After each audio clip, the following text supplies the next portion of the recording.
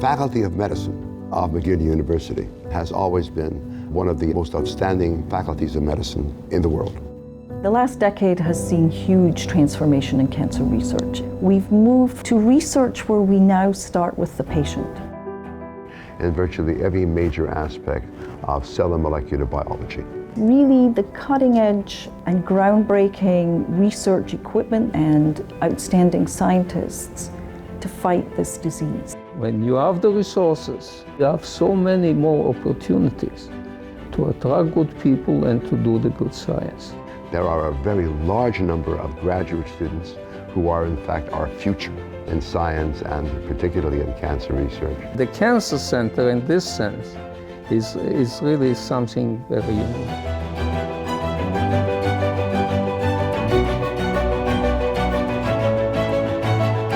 We have always gone after young people to bring in. They bring ideas together and bring them back to us.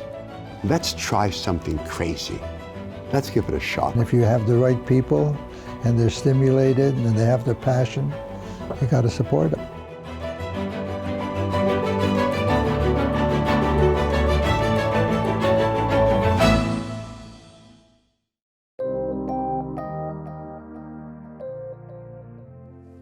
Greetings, everyone. I'm Joe Schwartz. I direct McGill University's Office for Science and Society, and it is my pleasure to be your host for this evening. I wish that you were here filling these seats instead of me talking to an empty auditorium pretending that it was full, but COVID-19 has condemned us to this situation, so we will try to make the best of it. I welcome you to this first in a series of public lectures on behalf of the Goodman Cancer Research Center here at McGill University. The word science, it comes from the Latin scientia, which means knowledge. And the way we gain knowledge is through research. That is the essence of science. This is what we're going to discuss here tonight, and make sure that you guys, the public, are informed about what is going on in the research center. Because after all of this is done on behalf of the general population. It is hoped that whatever research is done here and is dedicated towards cancer, that it will pay off in solutions to this terrible disease that is the scourge of the world. The theme today is metabolism. It's a term that people hear all the time, but generally are not familiar with it. So what is it? Metabolism is a sum total of all the chemical reactions that are going on in our body all the time that constitute life. All of these reactions are predicated on the food that we eat, because food is the only raw material that ever goes into our mouth. We need energy. I lift my arm, that requires energy. Where does it come from? It comes from a series of chemical reactions where the body breaks down the components of food, eventually converting them to carbon dioxide, water, and energy. But there are many biochemical steps along the way. Metabolism also involves something we call anabolism, which means the building of tissues in the body, the proteins that make up our muscles, fat deposits in our body, carbohydrates that we may need for energy. All of these originally come from food. And the chemical reactions are fascinating and complex. It always fascinates me how it is possible to know these reactions in such detail. However, when metabolism goes awry, then we run into problems. And that can unfortunately predispose us to cancer. Something called metabolic syndrome you're going to hear about. We're going to be joined by Dr. Lawrence Kazak and Dr. Daniela Quayle, who are going to tell you about some of the nuances of metabolism that they are researching. And of course, the reason for the research is so that the public can benefit. And hopefully, after you are informed, you will be able to take steps to introduce some of the notions that you hear today into your own life. Because lifestyle modification indeed can have an impact on cancer that already exists and also on preventing cancer from getting a foothold in our body in the first place. But before we get going with that, I would like to welcome our two major sponsors. And these are Jonathan Durocher from Banque Nationale Financial and Jim Bounassis from Bombardier Transport. And of course, without funding, research is not possible. So we are very grateful for the funds that are provided so that the Goodman Cancer Research Center can produce the exciting research that you're going to hear about here today. Hello and welcome. My name is Jonathan Durocher. I'm president of National Bank Financial Wealth Management. My name is Jim Bounassis, Chief Operating Officer at Bombardier Transportation. Today's program is brought to you by CDL Labs and ELNA. The GCRC is a world-renowned research center based right here in Montreal, and it's focused on research on difficult-to-treat cancers and collaborates with the best minds to contribute to achieving the goal of improving outcomes for cancer patients and their families. This is work that has the potential to change millions of lives, and all of us watching are proud to be part of it. In the current environment, it is important to buy local, bank local, and also encourage local industries and research. The GCRC's local expertise falls right in that category, and we're both proud to be associated with their groundbreaking research. So without further ado, I'd like to introduce the president of CDL Laboratories and ELNA, Laurent Amram, who is sponsoring tonight's important public lecture series. Laurent is a Canadian business person and philanthropist and the founder and president of CDL Laboratories, a leading diagnostics laboratory and business partner of Roche Diagnostics. In 2016, Laurent founded ELNA Medical, a network of medical service facilities located across Canada. Today, Laurent is focused on transforming the Canadian healthcare landscape by delivering quick access to the highest quality, patient-centered care with an emphasis on healthcare technologies. He serves on the board of a number of charitable organizations and lends his support to causes including health, education, and at-risk youth. Thank you, Jim and John. It's our great honor to sponsor this evening's public lecture series. At CDL Laboratories and ELNA Medical, we care about our community by providing quick access to high-quality services by leveraging advanced technologies. Every aspect of our service is designed to achieve better health outcomes for Canadians. The important life-saving work being done at the GCRC and supporting this cause aligns with our values. We are very proud to help advance research through our partnership. Now back to you, Dr. Joe. Well, thank you once again for your generous funding of the Goodman Cancer Research Center. And it is time to get the show on the road. Joining me here, Dr. Daniela Quayle and Dr. Lawrence Kazak. Take it away. Hi, Lawrence. Hi, Dr. Joe. And hi to everybody at home. We're excited to be able to talk to you tonight about the intersection between metabolism, inflammation, and cancer. It's important for you to know how this global health issue affects you and your loved ones so that we can work together to make a difference. So the rising incidence of obesity is a major public health concern, and me and Daniela are going to talk to you guys today about how obesity can drive cancer progression. But before we get into that, I want to tell you a little bit about my background in research. So I'm originally Canadian. I did my PhD in Cambridge University in England, and then I did postdoctoral work in Boston at the Dana-Farber Cancer Institute. I started my lab here at McGill at the Goodman Cancer Research Center in 2018.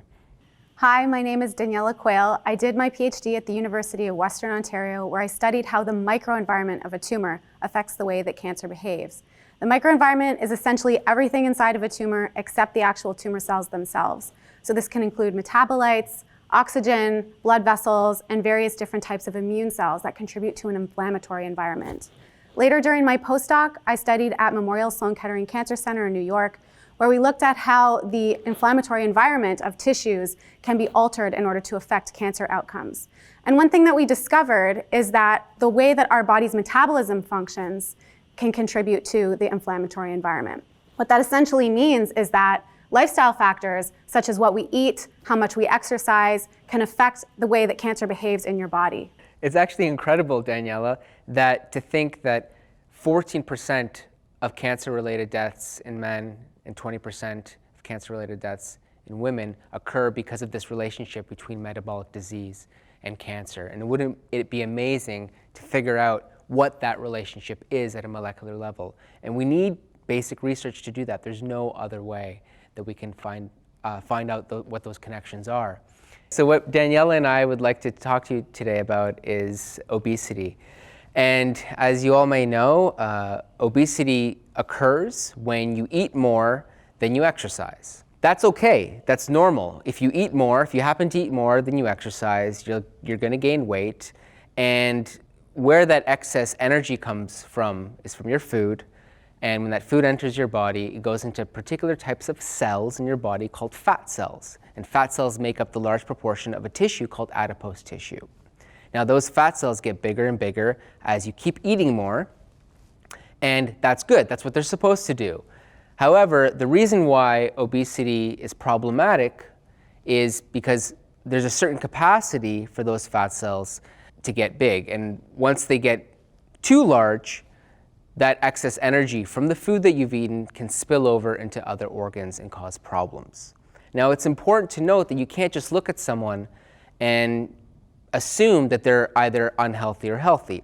There is a certain proportion of individuals, roughly 25% of individuals that are obese, but are completely metabolically healthy, just like a lean person. On the flip side, there's about 20% of lean individuals that are metabolically unhealthy because their fat cells don't work properly. And that's why it's really important for us to understand how fat cells work at a molecular level. So really, when we talk about obesity, we're not talking about the way that somebody looks. We're talking about metabolic obesity, or what we call metabolic syndrome.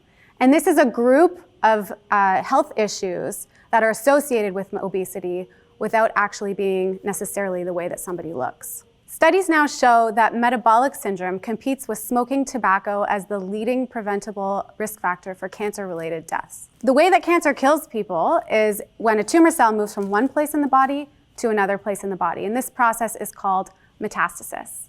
And we know that metabolic syndrome causes a change in the composition of tissues throughout the body. It changes the immune cell composition in different areas of the body. And this leads to the tissue being more hospitable and more nurturing for tumor cells or metastasized cells to grow. So you can think of an analogy of a city that's expanding housing and schools and resources into the suburbs, where people are more comfortable to spread out and move away from the city center.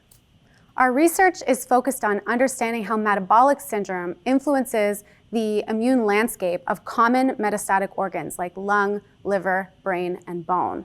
And if we understand how metabolic syndrome affects those tissues, then we have a better chance at being able to target metastatic tumors and therefore reduce cancer mortalities. What my lab is interested in is studying fat cells directly. There are two types of fat cells. There's white fat cells and there are brown fat cells. In obesity, white fat cells get bigger. They get bigger because they take the energy that you eat and they accumulate it as lipid, as fat in their cells. That's why they're called fat cells.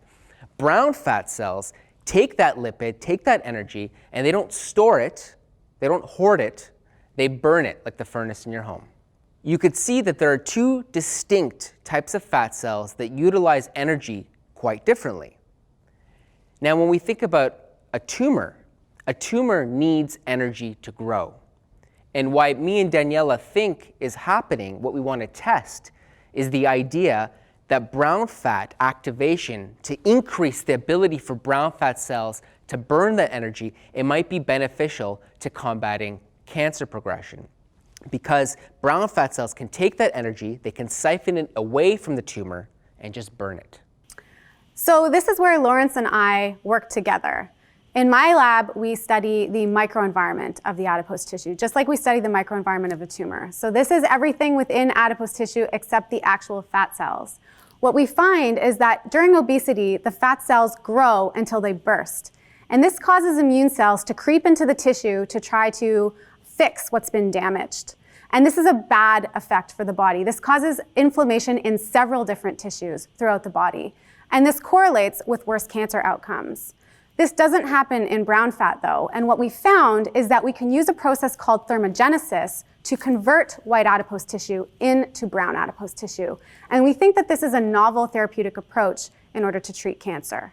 So what I want to do now is take a deep dive into what me and Daniela mean by the word thermogenesis. Thermogenesis is done by brown fat cells in your body. The reason why we have brown fat cells in our body, we think, is that these cells have evolved so that small mammals, humans, can adapt to cold environments. This is why we have these fat cells. If you're cold, and if you had a cell that could make heat, that could be beneficial. And that's why people in the field, researchers in the field, think that we've evolved to have brown fat cells. But these can be repurposed for therapeutic purposes, okay? So how does thermogenesis work? How do these cells produce heat? Well, if you believe in the first law of thermodynamics, energy can't be created or destroyed. It can just be converted into a different form, right? Plants take sunlight and they convert that into sugar for growth. Energy is just transformed into different states. And that's exactly what brown fat cells do. They take energy from the food you eat. They don't make it disappear. They just convert that food energy into heat energy. So that is what thermogenesis is. Brown fat cells can take that food energy and they can convert it directly into heat. That warms our body, but again, an upside to that is the ability of these cells to take in that energy. And that's really what's important. Again, we're siphoning off that energy so that tumor cells can't use it. So what we would really like to know is two things. One, we'd like to know how the exposure to cold activates that thermogenesis in our brown fat cells. But at the same time, we want to know specifically how the tumor cells utilize that energy specifically so that we can target those pathways. But those aren't understood currently, and that's why we need research. Now, there are several ways that we can activate thermogenesis in our bodies. One is through cold exposure, for example. But I don't expect all of you to turn your thermostats down to 10 degrees. I don't expect you to go for a polar bear dip in the St. Lawrence in the middle of winter in Montreal. At the same time, we don't expect that everyone here will eat salads for every meal every day. Remember, the marathon runner, lean individuals, people with lipodystrophy can also be metabolically obese even though they're thin. So it's not just about your lifestyle choices. These relationships are not so black and white, and that's why we need basic research in order to understand the mechanisms that connect obesity with cancer outcomes. Imagine a world in the future where you're a cancer patient and you can get a blood test, and there are certain diets that you should be eating in order to optimize the chances that you're going to respond to a certain therapy. That would be our ultimate goal, and that's what Lawrence and I are trying to achieve in our work. And I think that we're close. I think we've assembled a great team with leading researchers here at the Goodman Cancer Center. I'm really excited about our collaboration. This is happening now. These are breakthroughs that we're making now. And I think that we have a chance to really make some fundamental discoveries very soon. So thank you very much for joining me and Daniela today for our discussion on metabolic obesity and cancer. We hope that you enjoyed it as much as we did. We think this research area has a lot of potential in the very near future. So thank you very much. So thank you very much, Lawrence and Daniela. And of course, a great big thank you to the Goodman Cancer Research Center for doing all of this work so that we know how we can modify our risks for this dreaded disease, which is cancer. And now, this is your chance. You can ask these great researchers your questions. Well, thank you, Daniela and Lawrence. Great talks. And now it's time to figuratively digest and metabolize everything that was said. Let me start with a question of my own. About 15 years ago, there was a circulating email, and it got a lot of traction, saying that to lose weight, what you had to do was to drink a lot of ice water, because the body, of course, would have to generate heat in order to melt the ice. And this circulated like crazy. I don't know how many people asked me about this. And of course, it doesn't work because the amount of heat that you need is too little. But so what do you say about this, about drinking cold things in order to generate heat and basically lose weight? Yeah, I could take that on. I'm not sure of any real serious science regarding that. What I am aware of is ambient temperature does work. So going out into the cold or dropping the thermostat down in your home does work. It does activate energy consuming processes in your body which try to generate heat, and that will burn the energy that you eat. That's all well and good. That's known to occur. But again, whether people will want to live in a cold environment for a long period of time is unlikely. The biggest problem with obesity is not really losing weight. And I'm sure most people who have tried to lose weight, they know that the weight soon comes back. And the reason for that is when you lose weight, your metabolism slows down. And to continue to maintain that lower body weight, you need to progressively eat less and less and less food. And the drive in our brain to eat palatable, good tasting food is just too strong. And people just tend to bounce back. And so really that's a key question in the field now, as well as how to keep the weight off. But again, going back to your initial question, drinking ice cold water, I'm not really sure if there's any serious research on that. With all of the diets, I mean, we see repeatedly that after a year, they're all the same. If you look at the 6 months, whether it's low carb, low fat, or whatever, after a year, it all equalizes. And, I like to tell people that the laws of thermodynamics will never be repealed. So there's no other way than to eat less and exercise more, although the exercise, of course, doesn't make that much difference. You're not burning that many calories. Anyway, let me turn to Daniela here for a moment. What would you consider to be a breakthrough in your research? When would you be able to say that you've made a breakthrough? So I think the most important thing in my opinion, is to raise awareness with public health. Metabolic obesity is responsible for up to 20% of all cancer-related deaths. And if you compare that to something like tobacco, which everybody knows is associated with cancer, it's associated with 30% of all cancer-related deaths. So they're in very close they're very closely related to each other in terms of the level of risk that they impose on people.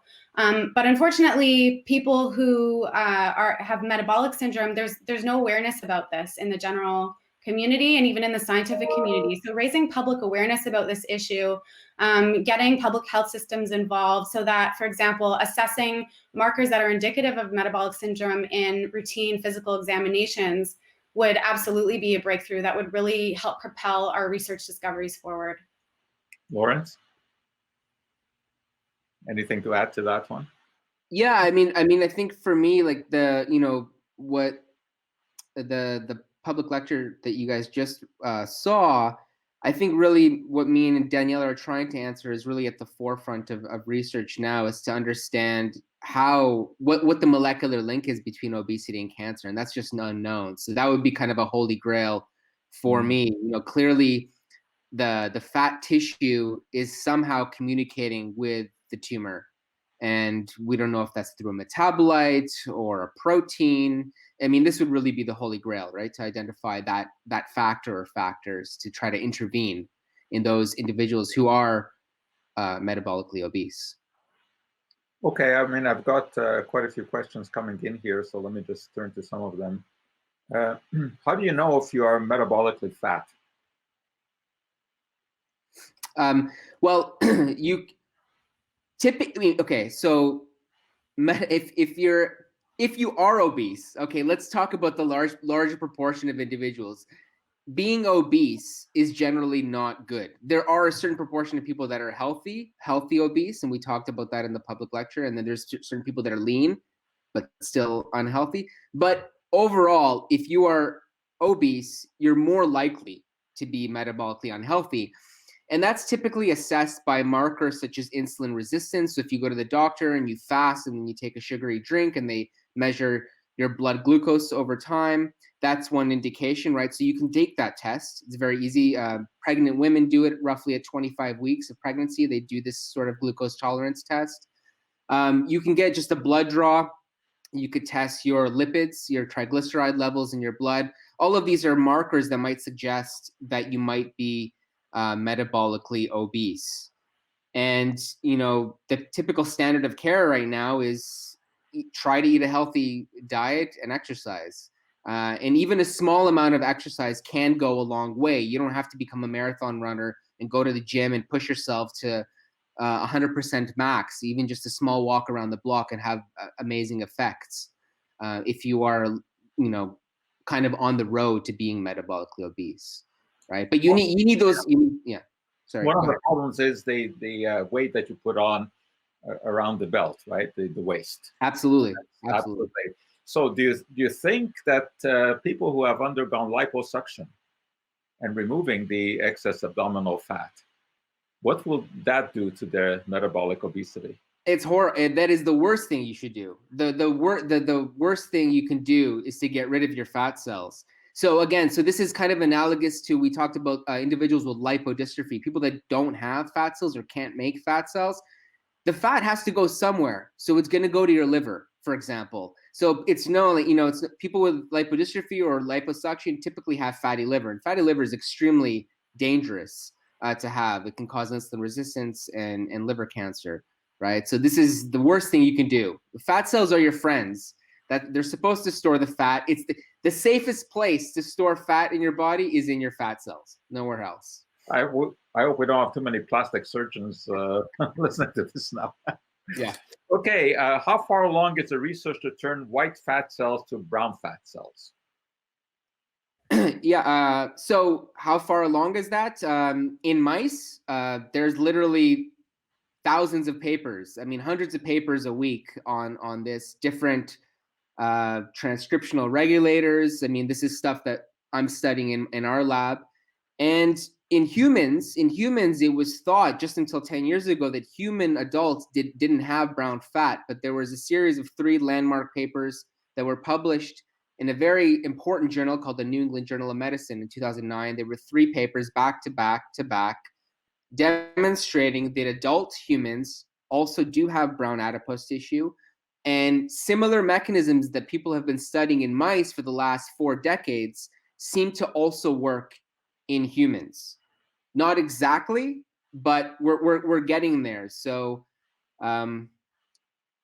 the potential for brown fat to combat obesity and obesity-associated diseases in humans is very real, but we don't understand exactly the best way to specifically activate brown fat and not other tissues in humans, right? And we would probably see this not just as a pill where you could sit on the couch, take a pill, activate your brown fat, and then you would lose a bunch of weight. Remember I said with people that lose weight, there's a high recidivism, right? So that means you lose weight and you tend to gain it back because your metabolism slows down. So the way we in the field think about this would be almost like an adjunct therapy, right? You would lose weight, and to kind of maintain a higher metabolism at that lower weight, right? You might be able to activate brown fat there to try to keep the weight off. Mm. I'd like to also add to that, some of the preclinical work that Lawrence and I are now doing together are actually looking at whether we can convert white fat to brown fat as a way to treat cancer. And the results that we've gotten so far, although they're unpublished, are very promising, where we see tumor regression in our models in response to browning of white adipose tissue. So that's very promising as well. Good. Well, we have a question here from Dr. Park. You think we should take that one? Sure. All right. When you go to the clinic, if you have cancer, do they test your metabolism? So I would say that, again, going back to the answer that I gave about what my ultimate goal for a breakthrough would be, I think that's the biggest problem is right now, the most common way that they test for kind of obesity in the clinic is by height and weight to get a body mass index. And although that's a fairly good proxy for predicting metabolic syndrome, as we mentioned in the public lecture series, there are people that don't fall into those to the categories you'd expect. So 25% of people who look obese are actually metabolically healthy, and 20% of people who look lean are metabolically unhealthy. So it's not a perfect linear predictor. It's also based on studies that were performed a long time ago on white European men. So they're not really universal categories for everybody, and so they're not great predictors, even more so in certain populations over others. So I think that right now, all they do is BMI, but there needs to be more specific markers that we're looking for. For example, through blood, there are a number of different markers that we could use based on preclinical work, or also by even taking fat biopsies. That would also be another option, but none of these things are done routinely now. And again, I think that that's one of the major goals of our work, is to integrate this into the clinic eventually. Okay, next. My question is, how does someone get rid of fat around their liver in case they have fatty liver? My brother, who's 33 years old, has it, and he looked up research online saying he should fast for 14 days while only drinking water. How true is that? So I have to say that this is not necessarily my specialty, or Daniela's, I don't think, but I think this is it's obviously a very heavily researched area now, fatty liver disease. And what I understand at the leading edge of the research now is that it's mainly arising from high carbohydrates, especially things like fructose. So having a lot of fructose and glucose, a lot of sugars, can lead to fatty liver. And so, believe it or not, eating more lipid-rich meals or fat-rich meals seems to halt or protect individuals from fatty liver. So I think definitely, for sure, eating less sugar is definitely beneficial For everything, right? Yeah. Eating Yeah. All kinds of questions about, how to boost metabolism. I mean, it's something we get this question all the time. Someone here wants to know whether or not you can boost your metabolism by drinking lemon water or water with lemon juice in it. And this is something that has scooted around the internet now for years, drinking lemon juice in the morning to, quote, boost metabolism. I think with all of these kind of like diet fads and recommendations, it's really important to keep in mind that we need evidence-based research in order to make real recommendations of what you should and should not do. It's not always about just weight loss, and not all weight loss is equal, and weight loss is always not a good thing. So I can give you an example in the context of cancer. We know that there's a much higher proportion of individuals that develop cancer and die from cancer if they are obese.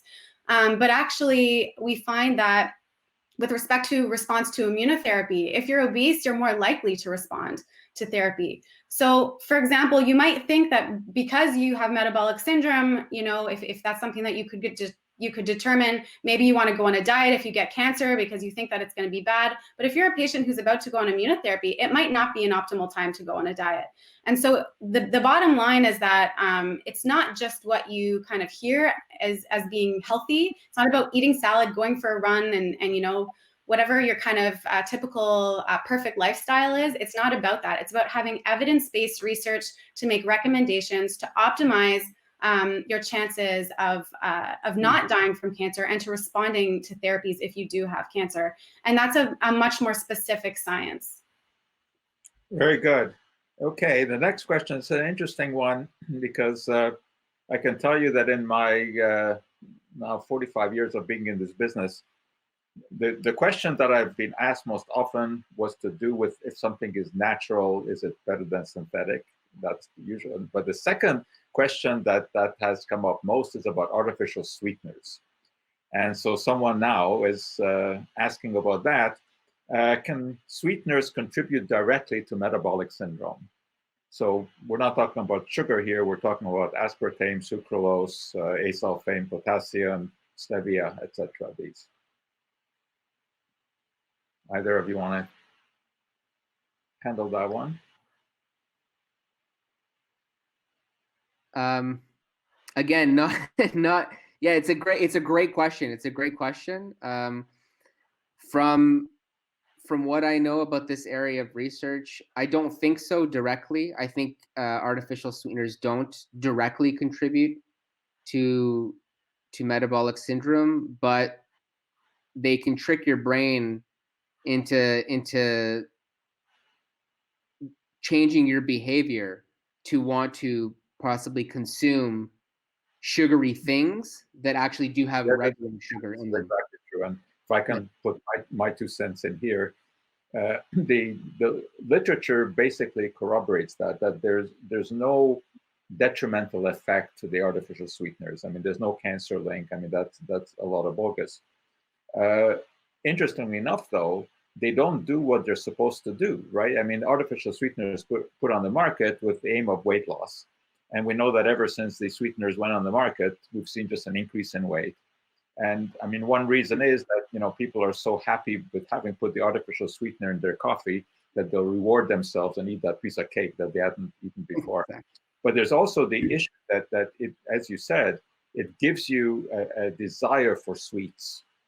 And your body just gets used to eating more sweets. And I mean, you know, overall, the evidence is that artificial sweeteners do not lead to weight loss. So anyway, that was a question from one of your colleagues. Okay, we've got actually lots of questions here. More, this lemon water, this is a popular one. Several people are asking about that one. Do you think eating a vegetarian diet helps maintain a healthy liver and less risk of developing obesity? So, vegetarian or a vegan diet, are there any benefits here? No, I don't think so. I think really the important, my 2 cents are, I think there's good work now from a researcher named Kevin Hall at the NIH on ultra processed foods. I think it's really about eating what, you know, quote unquote real foods that you have to prepare yourself, and they're not generated from just stuff into, like, you know, like cookies and crackers. Like, that's like ultra processed foods. I mean, I think if you just eat real food, I don't think that being vegetarian or eating meat is going to necessarily contribute more or less to obesity. At the end of the day, obesity is going to rise if you eat more than you expend, right? Again, the first law of thermodynamics. So you could be, you know, gorillas are pretty big, right? And they don't eat meat. So I don't think it has anything really to do with that. It's just going to come down to calories, you know? You could eat Twinkies every single day and lose weight.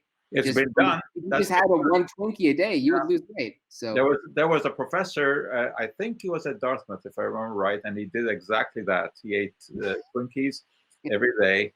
That's all he ate for, I think, a week. And of course, he lost weight. How many Twinkies can you eat? Okay, here's a question that I think is a very important one. A lot of people are concerned about this. Is there a direct link between inflammation and most cancers? So yeah, the answer is yes. There is a strong connection between inflammation and cancer. And that link is really based on different types of chronic inflammatory conditions. So, like, for example, colitis is associated with the development of colorectal cancer, gastritis, and other GI-based cancers. So there's absolutely a link between inflammation and cancer. And we think that one of the reasons for this is, well, there's a couple of different reasons, but first, you know, immune cells are supposed to surveil your tissue and make sure that everything kind of stays normal. And so if you have chronic inflammation happening and the immune cells become exhausted, kind of dealing with those other chronic inflammatory states, then they will be less able to kind of pick up what's going on if tumor cells start to emerge. And also they're secreting factors into the environment of your tissue, like cytokines and growth factors, that tumor cells really like to eat and they really like and need in order to grow. And so the inflammatory environment of a tissue really predisposes that tissue to developing a tumor in the event that the cells there start to accumulate mutations. You know, these days with COVID, one of the most prevalent memes out there is boosting your immunity, boost your immune system with supplements, foods, etc. Can you, quote, boost the immune system by eating the right things or by taking supplements? So I would say, I mean, the term in general, boosting your immune system, you don't always want your immune system to go in one direction. Your immune system is all about balance. It needs to ramp up when it needs to ramp up, and it needs to shut down when it needs to shut down. And you can have problems if either of those mechanisms are disturbed. So, you know, I would be very weary about doing anything to constantly boost your immune system. I think, you know, if you're asking kind of in related to diet, you want your immune system to just function normally and that you eat an optimal diet for your body so that it can do that. You don't really want to do things to particularly manipulate your immune system in one way or another. It needs to act the way that it's going to act. Certainly when people have an autoimmune disease, you don't want to activate your immune system, right? It would be right. There's a very fine balance with these things. Just like with you know, diet and obesity, it's not necessarily that you have to lose weight and that's going to be the best thing for you. The direction is not always down. It's there's a lot of complicated science involved, and you need to make sure that there's a balance. Can you please comment on the nature of lipedema fat cells and how they compare to normal white brown fat cells and any possible relationship or not to cancer? I'm not sure exactly what they mean by that. Lipedema fat cells? Yeah. I mean, no, I'm sorry, I don't know I think there's some confusion there.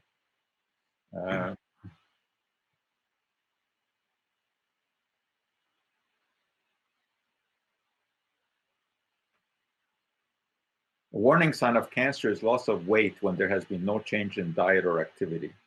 How is this related to metabolism and metabolic syndrome? So this is, I think, referring to something called cancer cachexia. Yeah. And again, those mechanisms aren't fully understood. And clearly, if there's a loss in weight that's independent of nutrition, the food you eat, despite that you're still losing weight, there's typically associated with that is an increase in energy expenditure. And it's not really known exactly where that increase comes from, but there's some studies that have pointed to brown adipose tissue as becoming activated under certain forms of cancer cachexia, increasing metabolism and driving weight loss. So this is all mostly preclinical, so in mouse models, genetic mouse models, where this seems to be the case.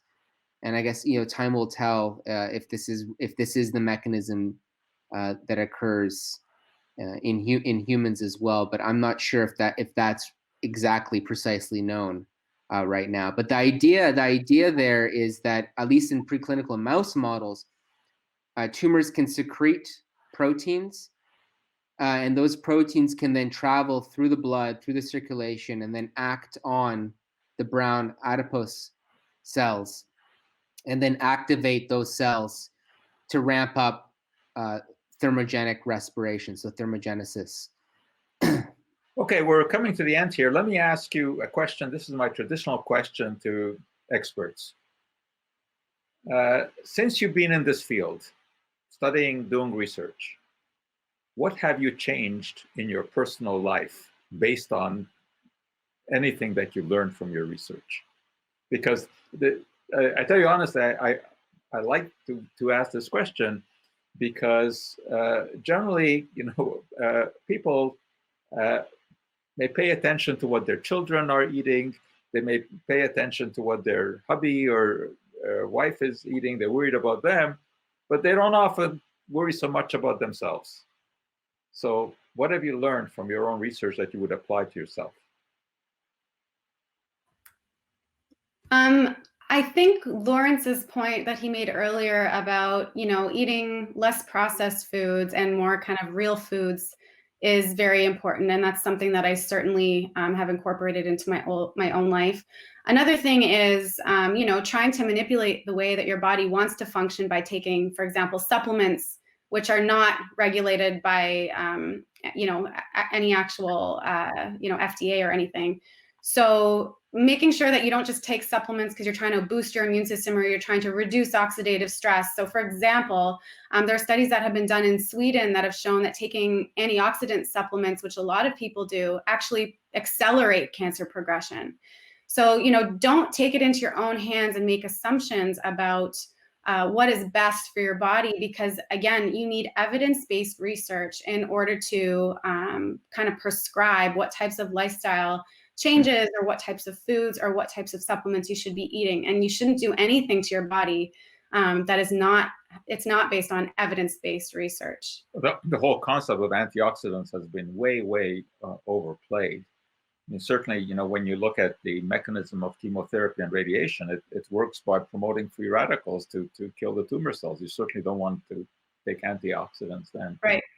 Well, Lawrence, what have you changed in your life? Yeah, so surprisingly, I mean, it's similar to what Daniela mentioned about the, trying to eat real foods.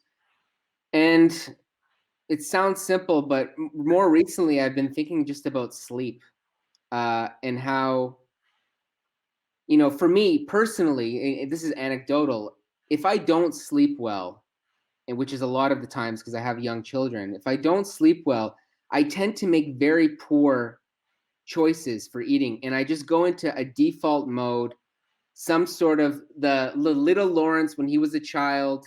Somehow my brain shifts, and I'm looking for some sort of pleasure, and I just make poor choices, and I find that if I sleep well, that I make better choices about eating. And so it sounds very simple, but I think this is also an underappreciated area of research of how just our sleeping patterns really affect the decisions we make. These decisions that we make, these lifestyle choices that me and Danielle are talking about, it's hard. It's hard because it's not easy, right? It's not all about willpower, what we're talking about. Just go out and exercise, just eat healthy, just lose weight. These are dictated by the meat inside of our head, which is our brain, which is dictated by genes. And everyone has a different predisposition, different biology for even the choices that we make, right? So I've at least sleeping will, hopefully you'll be able to kind of, your executive centers, your higher order centers can kind of override the primitive part of your brain at some point. So I try to sleep more. Well, I can ditto that. And I know that also, as I've gotten older, the sleeping has become more and more difficult. And so I wake up a lot in the middle of the night. And I mean, I've tried all kinds of things. For me, melatonin spray, sublingual, works pretty well. Okay. But I think that you're quite right. I think sleep is understated in terms of how important it is. It's just that it's very difficult to know what to do about it. And these days, there's a lot of talk that at least for an hour before you go to sleep, you should stay away from any screen, and that you should not have any blue light in yes. the bedroom. I find it very difficult to go to sleep without watching TV, especially these days. I mean, so okay. Well, I think this really has been very interesting, and I think our viewers have learned a lot.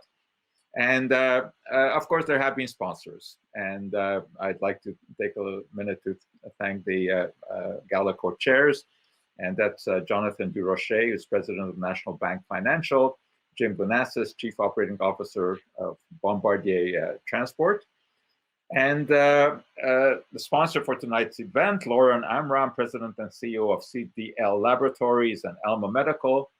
And McGill itself has done a lot in promoting this. Our principal, Professor Suzanne Fortier, certainly has been instrumental. Vice Principal, University Advancement, Mark Weinstein. Dr. Dean Edelman, who's the Dean of the Faculty of Medicine. And Dr. Morag Park, Director of the Goodman Cancer Research Center. So this has been, I think, certainly for me, a very interesting experience. Let's face it, it would have been better had we been able to do this live in front of an audience that now would be standing and cheering and applauding like crazy. But I guess we just have to imagine that they are doing this at home. So Lawrence and Danielle, thank you very much for doing this. And there is going to be another such public lecture sometime in the spring, sponsored by the Goodman Cancer Research Center. And everyone will getting some notice about that. So thank you for the information. And I know that our viewers and listeners have enjoyed this and have learned a lot about metabolism, metabolic syndrome, and some simple things that we can do to try to increase our longevity. So thanks very much, and good night to everyone, and have a good sleep. Try not watching a screen for an hour before you go to bed, but it's tough to do. Thank you. Thank you very much.